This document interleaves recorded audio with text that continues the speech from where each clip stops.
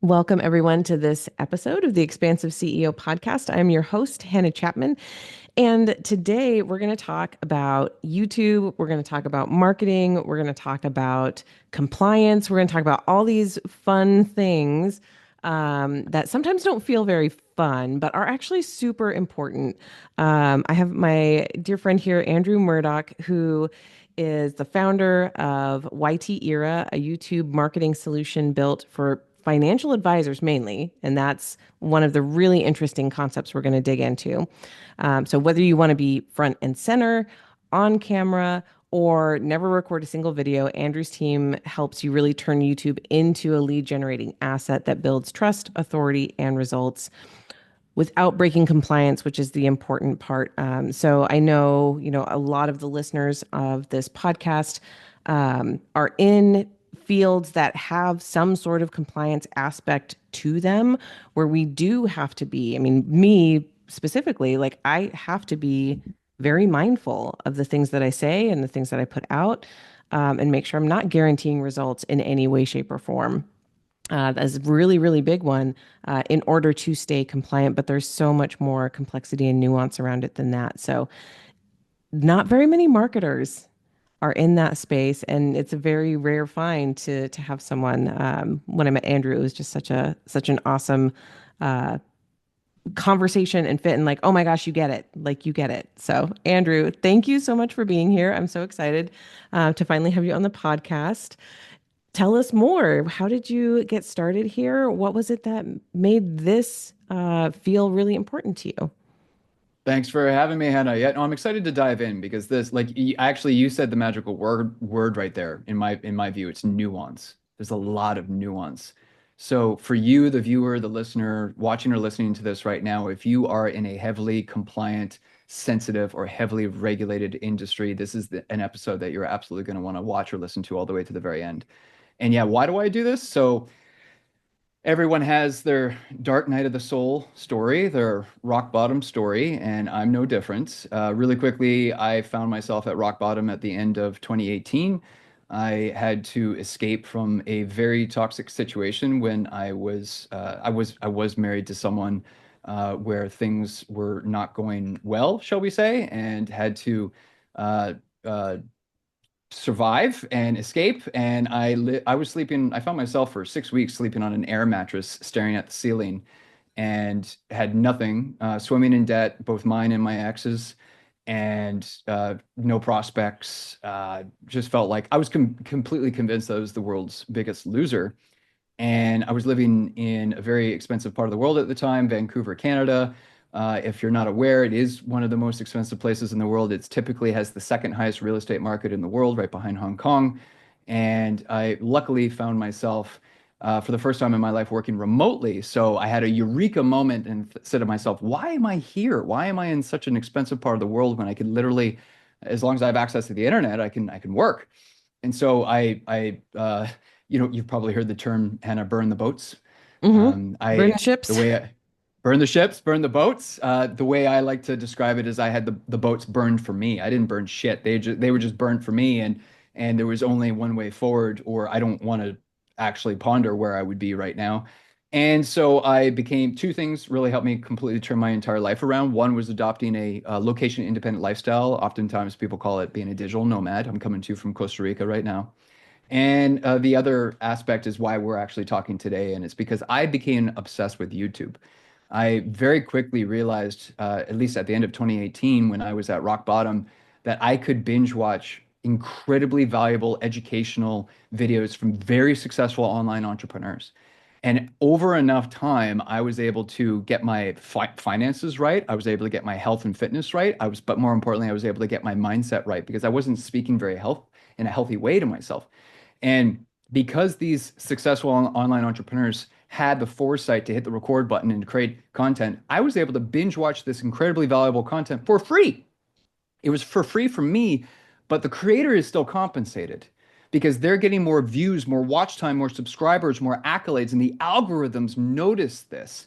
And based off of my search and watch history, YouTube specifically is able to serve their YouTube videos to other people that are similar to me because YouTube/Google has about 5,000 data points on every viewer, but they build a viewer profile. And this is a good thing. This is a good thing. I don't want YouTube to recommend, bowling videos to me when I'm not a bowler. YouTube knows I'm a Star Wars geek, so I go to YouTube, it serves Star Wars content to me because it's trying to keep me on platform. I like that YouTube knows who I am so well. But back in those days, it served some really helpful, valuable information for me to help me turn my entire life around.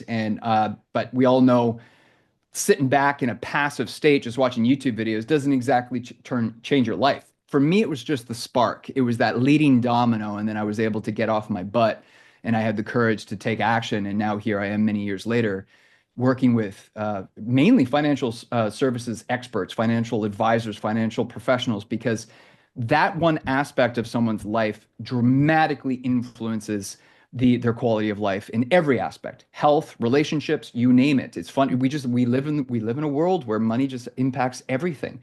So if I help financial advisors attract and blow up their business that much quicker by leveraging a YouTube channel, then I'm impacting thousands, tens of thousands of lives. And that's the mission that I'm on. That's the vision that I have. Because could I make the world a better place with my own YouTube channel? Absolutely. And I have a few YouTube channels, but I know I have exponential more impact on the world if I help financial advisors blow up their businesses using the world's #1 video platform. And truly, it's very blue ocean still, in the finance space for people who are actual experts. Um, I'm sure you have some thoughts on this too. There are a lot of people who are not, who are financial influencers, quote unquote, who are marketers or who got themselves out of debt or who, I mean, they've done something, but then they're turning it into content, and then steering people towards, different products or businesses or different things like that. And the FTC is starting to really notice those things and crack down because they're not licensed. They're, not being transparent. They don't know they're using influencer marketing techniques for financial services, which is a huge no-no, for a lot of reasons. Mainly, I've talked about this a little bit before on the podcast, mainly because they don't know who you are, right? They are when a financial influencer, when someone who's just saying, "Oh, well, you just go, open up a high yield savings account at this bank," and they're getting commission for that on the other side. They're not telling you that they're getting commission, which is illegal. They're also, they don't know what your financial situation is. Is that a pretty benign example? Yeah, it is. I don't think it's super harmful for someone to have a high yield savings account.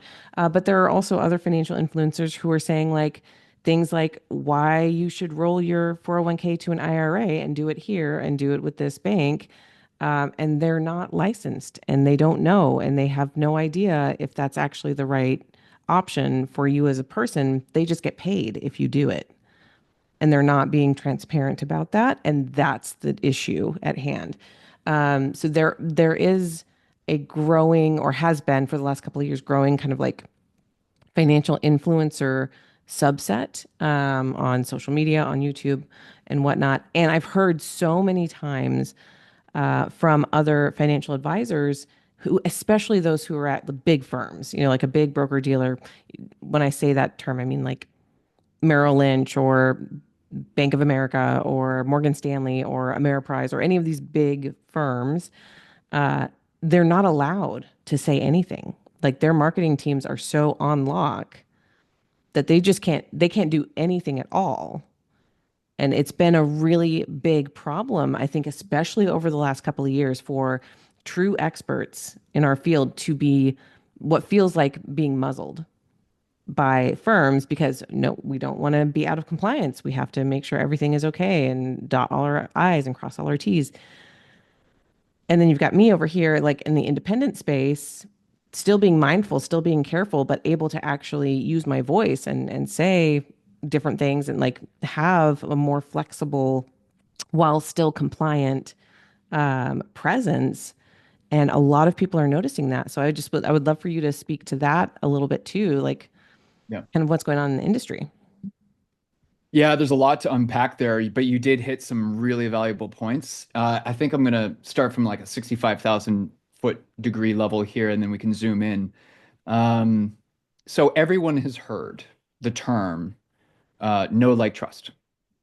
And I don't think you would find someone that would disagree that concept. That concept is accurate. And I believe that it's accurate, but I also believe that it's incomplete. Know, like, trust is fair and it's alive and well, but we're missing two valuable parts to that formula.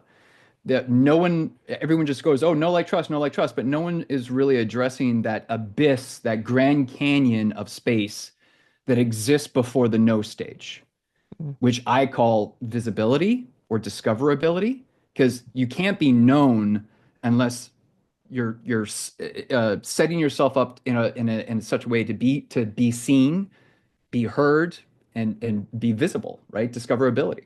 So the discoverability aspect is actually step one. Then someone would have the opportunity to get to know you, Mm-hmm. yeah, no, and then like you, and then trust you. And then the other aspect that I also believe is missing from this concept is so visibility, know, like, trust, and then finally after trust, business relationship.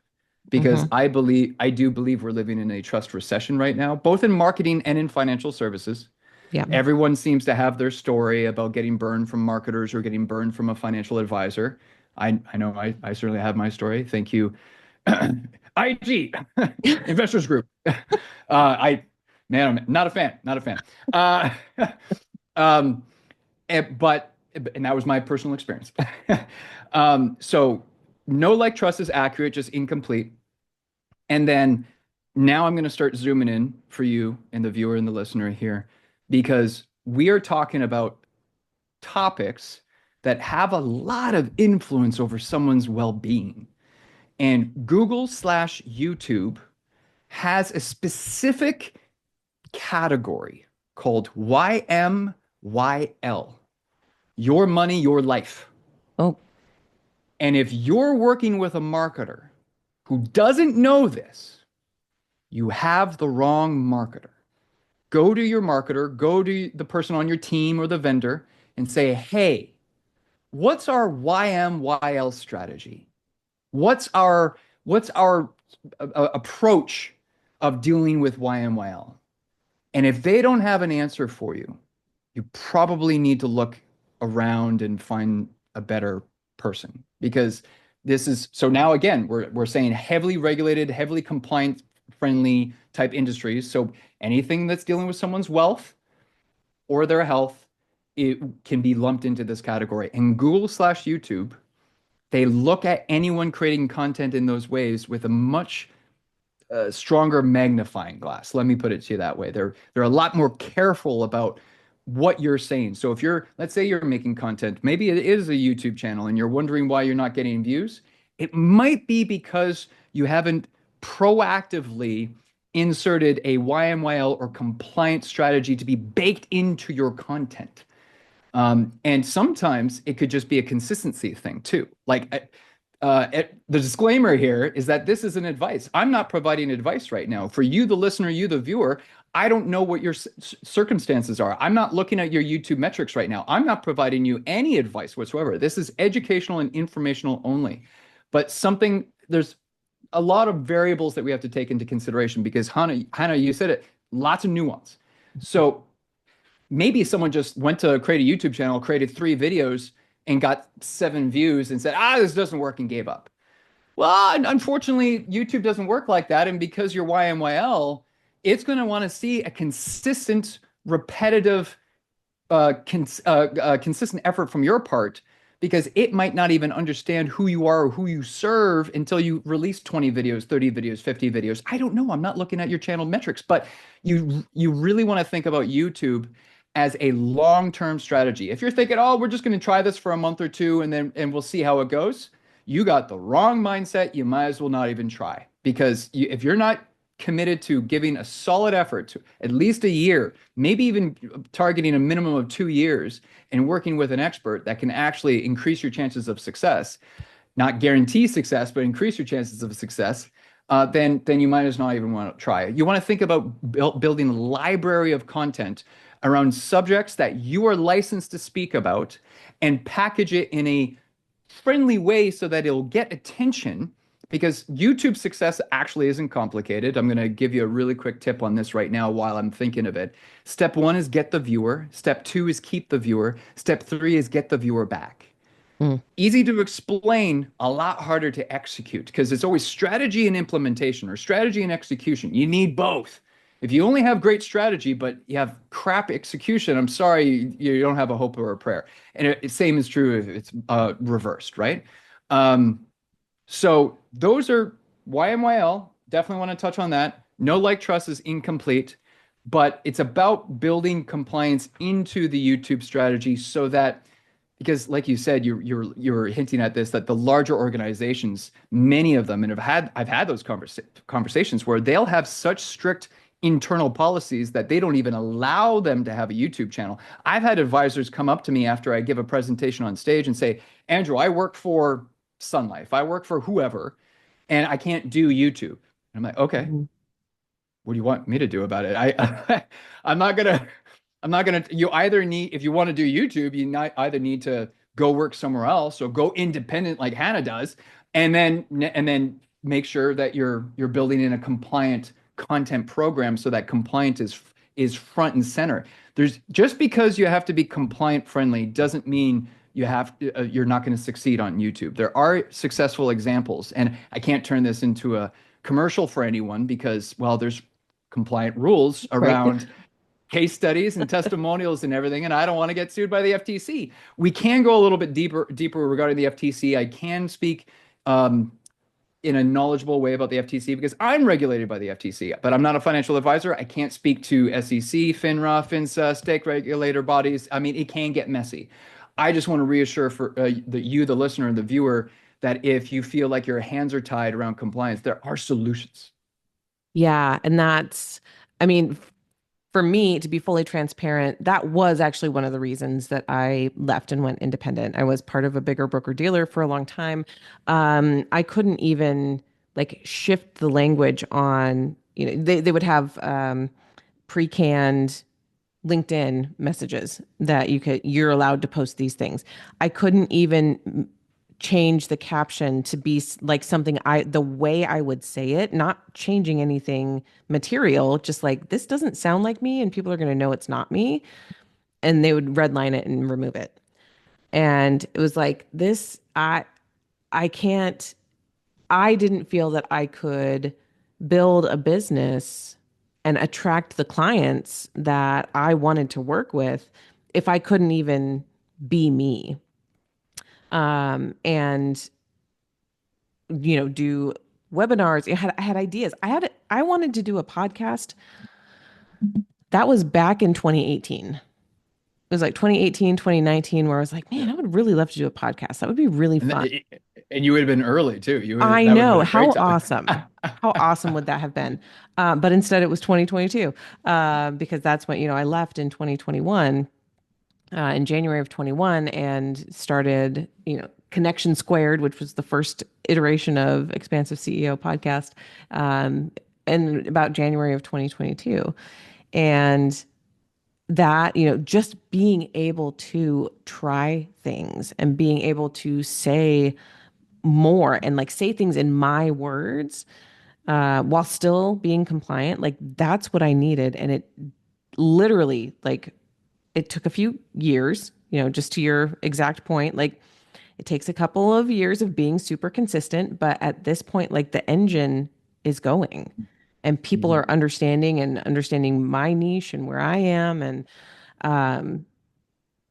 yeah, it's, gosh, I can't even imagine what it would be like still being in a place where everything was so locked down. So, I mean, this is also not advice. I don't know what you're doing right now.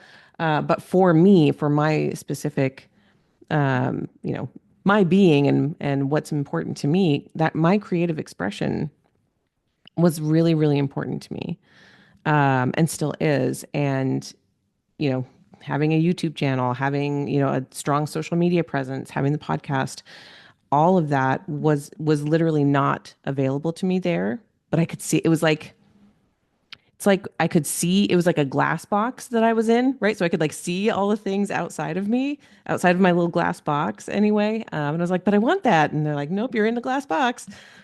So like, you know what? I don't have to be Well, in the box. so there's actually very few. So you have the unfair advantage because you have an active presence on the world's number one video platform where they demand people demand to be entertained and informed and educated.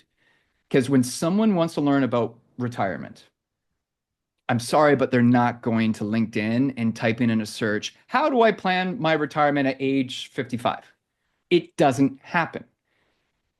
I'm not bashing LinkedIn. I have a presence on LinkedIn. I post on LinkedIn. So I'm not bashing LinkedIn. It's about using the right tool for the right job, or in this situation, the right platform for the right job.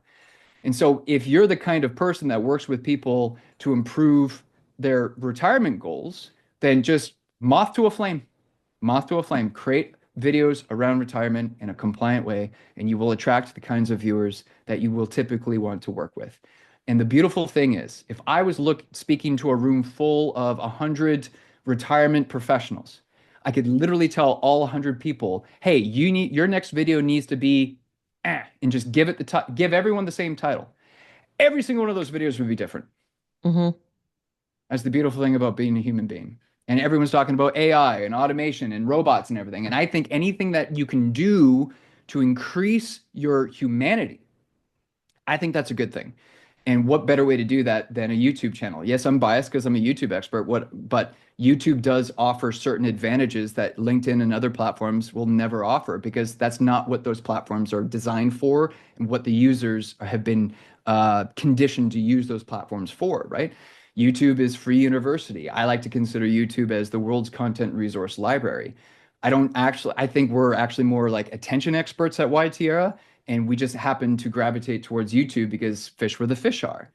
So it just made sense for us. But yeah, more than happy to dive a little bit deeper with the FTC side of things if you like. I think if more financial advisors prioritize the world's number one video platform, they would have a solid asset, a business asset. Actually, Hannah, this might be new for you. I don't know if you're actively doing this, but more and more creators, so I'm talking about creators right now, more and more creators have realized the impact that a YouTube channel has on their business. So guess what they're doing? They're putting the YouTube channel inside of a trust. Ooh, Why? interesting. Why would a creator do that? Because it's Because a business asset. it has ongoing money. If it's monetized, it has ongoing monetary value. That's And there brilliant. are and there are financial and legal and strategic benefits of having such a valuable asset in a trust. Now, wouldn't that be if, let's say, you're a financial advisor that does this for people? Well, wouldn't it make sense to have a YouTube channel and to live what you preach and put your own YouTube channel inside of a trust for yourself because you literally help people create trust? 100%. 100%. Yeah. And there is, for me at least, like if we talked about human design at all, like that's like part of who I am is I have to lead by example. Otherwise people are like, what are you talking about? Like Yep. Yep. that has always been the case. And so I like, as my gray hairs come in, I'm like, thank you. Thank you for imparting the wisdom. So people are like, oh, you've been through that. Yeah, of course. Like, tell me more.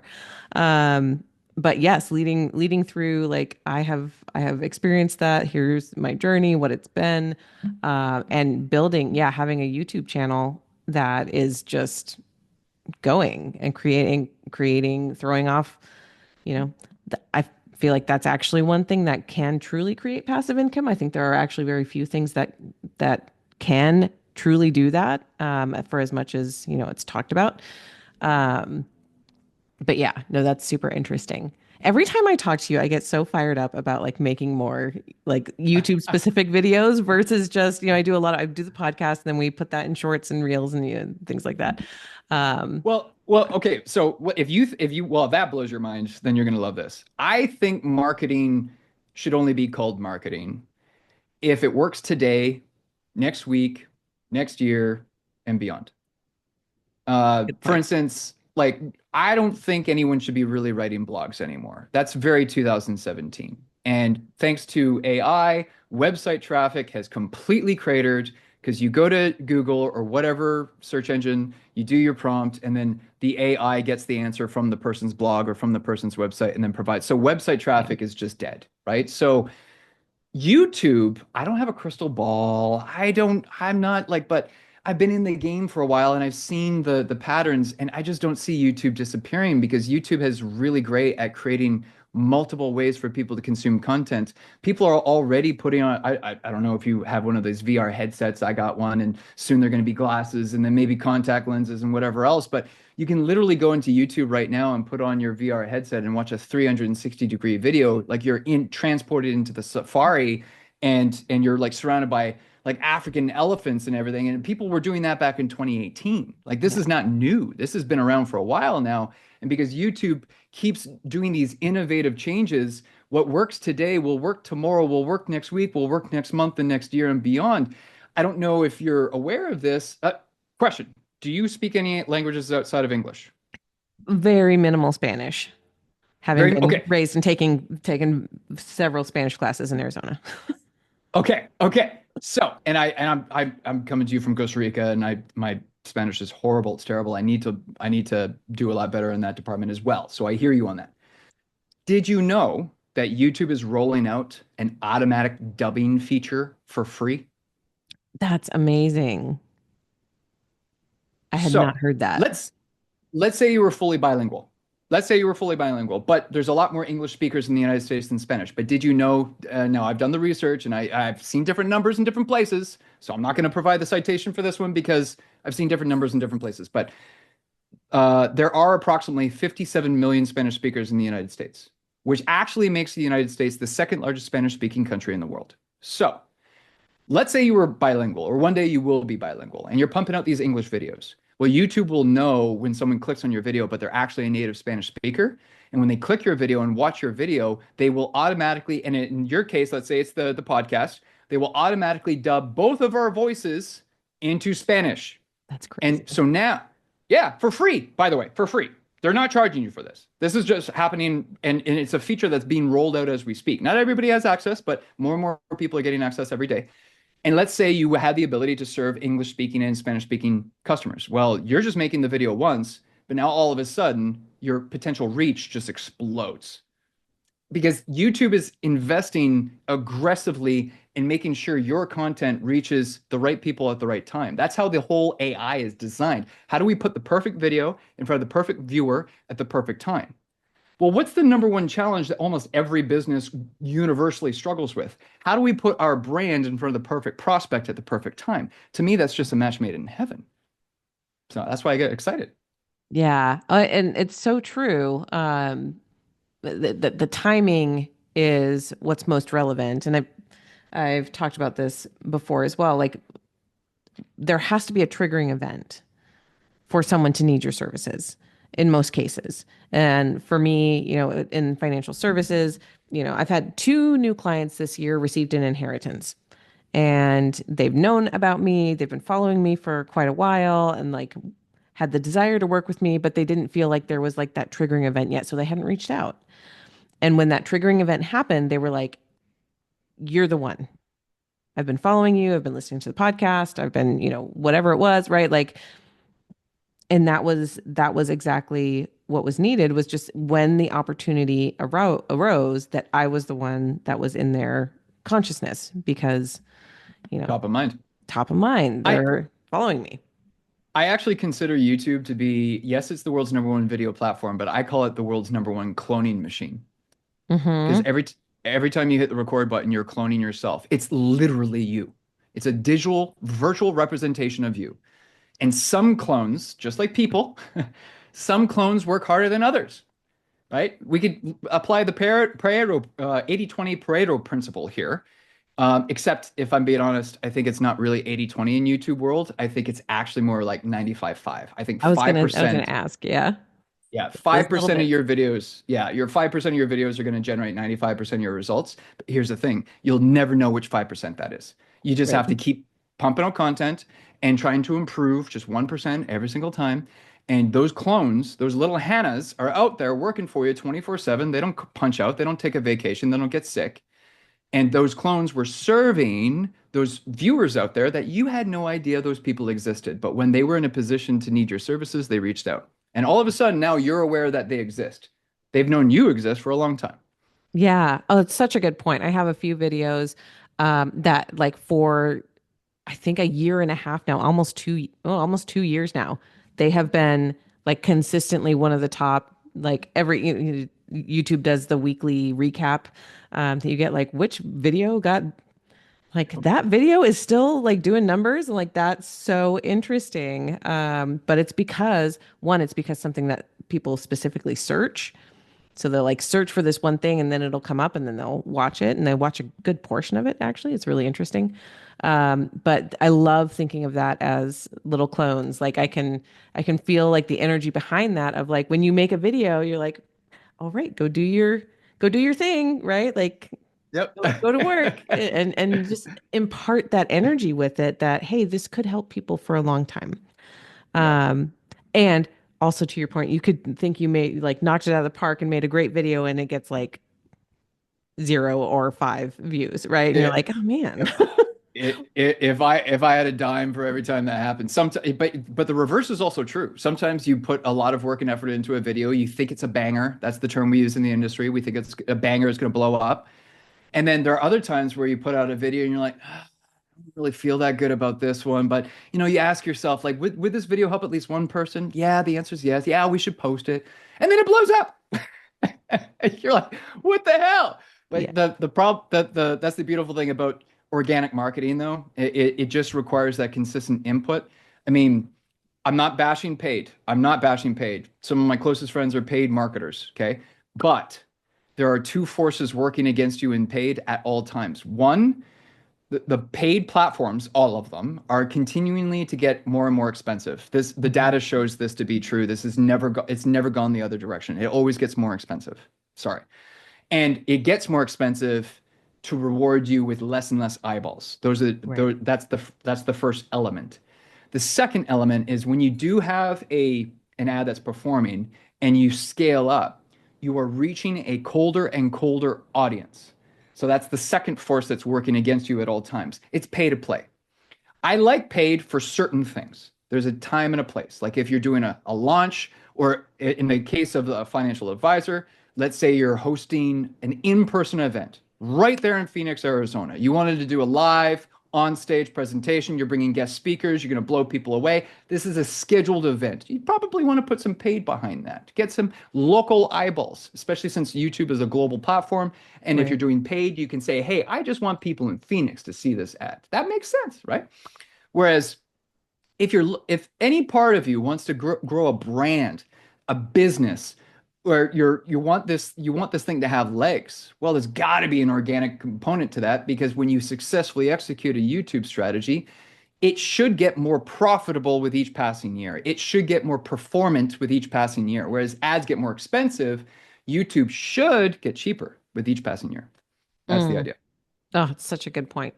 Let's talk about the FTC for a little bit. We have a few minutes left to talk about that, and because I think it's really important, and I think that the explosion of the coaching industry in particular over the last, gosh, what is it now, 7 to 10 years? It felt like it was completely the Wild West, completely unregulated for quite a while, and that is not the case anymore. Like in the last couple of years, like FTC is really bringing the hammer down on a lot of things. So if someone say they're not necessarily a financial advisor or not a CPA or a lawyer where they have like these really strong regulating bodies, but they're noticing like, ooh, like I heard that person got a huge fine, I heard that person got from the FTC, like how do I stay within you know good boundaries? How do I keep myself safe while also, still having marketing that works and still, this was the other thing we talked about before we started recording, like not feeling slimy and sleazy and like all the old, I love what you said, that marketing needs to work today, tomorrow, and in the future, and not what worked before, because there's still so much out there saying like you have to have, a promise of how you're going to fix things immediately. And then what's this, like all of these, again, promises, quote unquote, guarantees. And it just doesn't feel good. Even if I wasn't a financial advisor and even an expansive CEO where the compliance is different, I don't guarantee things because that's just full BS. Like Yeah. it takes work from both sides and we both have to show up and like come to the table and give it an effort and then we'll see what happens. I can't guarantee you results. Yep. So yeah, from an FTC perspective and from Yep. someone who wants So information. really great point. The FTC, Federal Trade Commission, oversees sales and marketing activities in the United States. So what does that mean? That means if you sell anything to anyone in the United States, you are regulated by the FTC. Your business doesn't have to be in the US, but if you're selling to the people in the US, then you have to be mindful about this. And if you have a YouTube channel, you are absolutely under the reach of the FTC. The YouTube channel would absolutely be considered promotional material, even though you're not creating promotional material, you're creating educational. I'm saying the FTC will consider it promotional by nature because you're likely inserting a call to action. Hey, book a call on my calendar link in the below, or download my free lead magnet. As soon as you do any call to action like that, and I'm not saying not to do that, I actually would coach you to do something like that. As soon as you do something like that, the FTC will consider it promotional by nature. And I'm not going to be able to cover all of the rules that the FTC is mindful about in the time that we're remaining here, but I can absolutely share some tidbits. Like, again, another disclosure. This is not advice. I'm just speaking about this in broad terms, in educational terms, to enlighten you and to inspire you to go do some additional research, get some additional training, work with an expert. Okay. I'm not an attorney. But I'm a marketer that's very sensitive in this aspect because I do believe marketing in general has a black eye because of certain shenanigans. I had a friend of mine actually send me this, I think it was a YouTube ad or Instagram reel or something of this professional, this expert, who is like doing one of these pointing things, and they're throwing up screenshots of this person made $5,000 and this person made $10,000 and this person. Yeah, so even if those are accurate, even if those things are real, even if you have helped 100 clients achieve financial independence, there's this thing called net impression.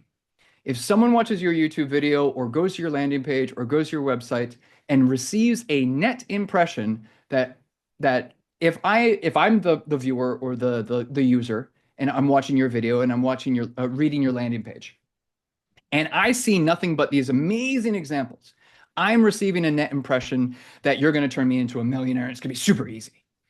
The FTC hates that, right? Mm. So that's the kind of thing that you would want to avoid in a video. There's a lot of rules around case studies and substantiation. Lots of rules around, hey, like I said earlier on in this presentation, I mentioned a stat. I will send you the substantiation, Hannah, so that you can put it in the link below. And there are all kinds of things that a YouTube person can, like you could do these lower third pop-ups. You could say, yeah, the links are down below. You would want to absolutely have substantiation in all the various places if you're using I use stats in my marketing, but you bet your butt I'm following the rules around substantiation to show that this is where that study was originally posted by this authority, this recognized authority. This is the sample size. This is when the study happened, blah, blah, blah, right? There's lots of rules around testimonials. First of all, testimonial videos don't typically actually work very well on YouTube. So just from a marketer standpoint, I wouldn't say posting any testimonial videos. But if you're in a YouTube video and you want to share a specific story around one of your clients, yes, of course, if they're doing a testimonial for you, you absolutely have to have them sign a release. There's a specific release that must be signed. This is not something that, just because they're my client and they sign something at the beginning of the relationship. Absolutely not. Here's another one that I see all the time in YouTube videos. Maybe one of your clients posts a really positive Google review. You got a 5-star review on Google. You got a really positive comment on one of your Facebook posts or LinkedIn posts. Awesome. Pat yourself on the back. That's great. As soon as you take a screenshot of that comment, and as soon as you include that screenshot in your YouTube video, now it's not so great. Oh, Unless yeah. unless you got that person to sign a release. Because as soon as you take a screenshot and you include it in your marketing material, like a YouTube video, Now you're overstepping the boundaries that the FTC, because now you're like, whoa, whoa, whoa, you're using that person's comment in your marketing. You can't just blindly do that without their approval. They actually have to sign a release and approve that. Yeah, so you can see I'm throwing a lot at you right now, but the point that I'm trying to, I'll circle back and say at the very beginning, there's a lot of nuance. And Yeah. just working with a professional, having a like I should maybe quickly mention that one of my mentors, Onyx and Gall, very famous, successful marketer. He's been in the game for 23 years. I just attended his most recent event called Expert Summit in Dallas, Texas. He's very public about his story. I'm not saying anything that he's not shy about. He unfortunately did get sued by the FTC. And if you Google his name in FTC, in fact, you could do this online and just go find their press releases section in their website, and you will see the the lawsuits that the FTC has taken, the legal action they have taken against different marketers and entrepreneurs throughout the years. Not a bad idea to do this because these lawsuits will actually give you an indication of what they're looking for specifically. And one of the things they do look for are testimonials. Mm. Testimonials are just, it's easy picking for them because most businesses will blast their testimonials all over the place. You're not trying to hide your testimonials. You're trying to blast it all over the place. So it's easy picking. Off the top of my head, I think the FTC had 2,000 cases in 2023. And my understanding was their funding, their budget dramatically increased. I'm not going to share a number because I can't verify this off the top of my head. But their funding was dramatically increased this year in the time of this recording in 2025. Mm. The way the FTC is designed is no, they don't have unlimited resources, meaning they can't go after everyone. And if I'm being honest, I see people violating and breaking compliance all over the place on X or Twitter, Facebook, YouTube. I see it everywhere. So I just don't want to be on their radar, and I don't want my clients to be on their radar either. I can't provide compliance because I'm not an attorney, but I can certainly structure things in such a way so that their compliance department doesn't kill it. You hinted at it earlier in this chat where you said you just wanted to change the wording slightly on your LinkedIn post, and your compliance department said, you can't do that. You have to use Right. this. And you know what? You know what? Like, I'm jumping all over the place, Hannah. I apologize, but I feel bad for those organizations because there is a reason why they have those rules, because Oh yeah. they had the wild, wild west, and people, did something stupid, and then the firm got sued probably. And so now the firm is trying to protect themselves. So unfortunately, they had to really rein things in tightly. So yeah, financial advisors who are part of an organization like that, yeah, maybe you're not going to be able to even have a YouTube channel, but you could go independent like you did and have a little bit more options. But to keep yourself off the radar from the FTC and other regulatory bodies, you're just going to set yourself up for success if you're working with someone who knows what they're doing. But following some of the advice and the tips that I've dropped here really quickly in the time that we have will absolutely improve your chances of success. I don't want to scare you. I don't think you need to not even consider YouTube marketing because compliance is too much. It just needs to be baked into your content. Yes. I'm going to recommend everyone go back and listen to that again at like half speed. I was It's trying to add as much it's value so as good. I possible. know you like really like gave it everything. So just go back, turn it maybe like 0.75 so you can just really like take it in. It was so good. And so speaking of that, if people are like, wait, that wasn't enough, I need to hear more. One, you have an amazing lead magnet of your own. And how can people get that? How can people find you if they want to know more about you and YT Era? Well, yeah, our website is YTR. Probably the easiest way to contact me directly would be LinkedIn. I just find LinkedIn is a lot less shenanigans, and having someone's headshot and their proper name goes a long way with me. I don't want to talk to a picture of a cat, Blazer 687. It's just not like why would I waste my time? So yeah, LinkedIn is a great way to get in touch, and yeah, I'm gonna make sure your audience has a link to our free resource, a free lead magnet. I gave a presentation on stage at an event full of financial advisors.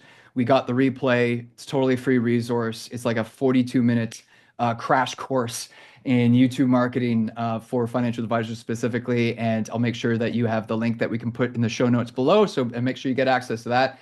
And but yeah, I'm absolutely passionate about helping people because this is it's a difficult problem to solve, and not to get all emotional on you, but YouTube helped me turn my life around. And like I said, I don't want to even think about where I would be right now had YouTube not changed my life. And so now I consider it like a responsibility, in a cheesy kind of way, to help other experts get this valuable information. I think financial advisors like yourself have an unfair, no, a disproportionate influence on someone's life Mm-hmm. if they're struggling in any aspect. So I'm in a group called Genius Network that I was sharing a little bit about because they're based in Phoenix, where you are. And Joe Polish, the founder of Genius Network, has this amazing, I don't know if this is his quote, but they have it on the wall. And it's a very simple line. And it goes like this: if you have enough money to solve a problem, you don't have a problem. Mm-hmm. And I just think about that a lot. And I think, and then I'll leave you with this. I think a lot about that famous quote from Jeff Bezos, founder of Amazon, because a lot of people are worried these days about AI and automation and robotics. I get it. I get it. Right there with you. But when he was asked in a famous interview, like, how much time are you spending? And I'm going to paraphrase this. I don't have the exact quote in front of me. How much time do you spend thinking about things that are changing and the advancements and da da da da da? And his response was profound. He's like, I don't think about what's changing. I think about what's never going to change. And that's why Amazon became what it is today, because he understood that people are always going to want to buy things online, and people are always going to want to make sure those things arrive quicker, and people are always going to want to make sure that process is easier. Mm-hmm. Well, people are always going to need financial experts that can reassure them in a time of crisis, perhaps Yeah, when the marketplace is doing something crazy. I want to be able to reach out to a financial advisor or a financial expert that can ease any apprehension or anxiety I'm feeling. And because financial advisors are in the relationship business, not the finance business, if you ask me, and trust is your currency. absolutely. That's 100% spot on.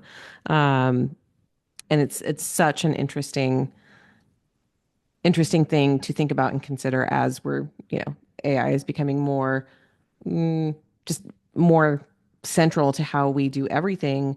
The human relationship, the human to human connection, like that is not going away. Oh, And the absolutely. people that can really double down there, I think are going to be good, right? Like AI can enhance what you do. It's not going to replace what you do. And that's how we use it.